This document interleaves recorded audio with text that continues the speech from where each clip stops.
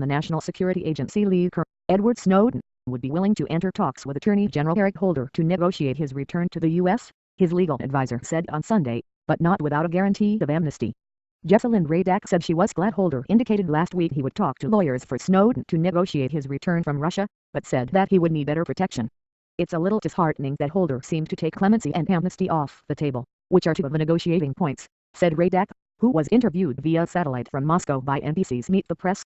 But again, none of us have been contacted yet about restarting negotiations. Holder said in an interview on MSNBC on Thursday that the U.S. would not consider the idea of amnesty for Snowden where we say, no harm, no foul.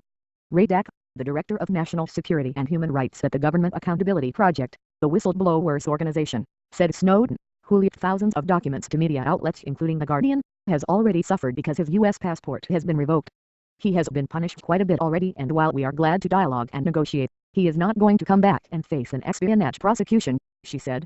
On Thursday, in a website Q&A, Snowden discussed what conditions would be necessary if he were to return to the U.S. Returning to the U.S., I think, is the best resolution for the government, the public and myself, but it's unfortunately not possible in the face of current whistleblower protection laws, which through a failure in law did not cover national security contractors like myself, Snowden wrote. Michael Chertoff, former Secretary of Homeland Security under President George W. Bush, appeared after Radack on Meet the Press. He said Snowden could get a fair trial if he returned to the country but was unlikely to be granted amnesty.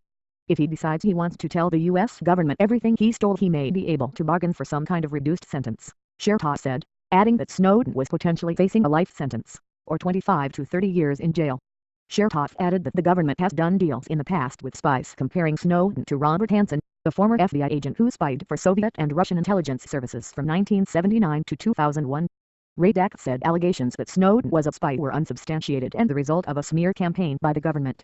Mr. Snowden publicly chatted with the U.S. this week to deny being a spy, she said, but if people don't want to take my word for it, or Mr. Snowden's word for it, you can ask the FBI, which decided and still believes he acted alone.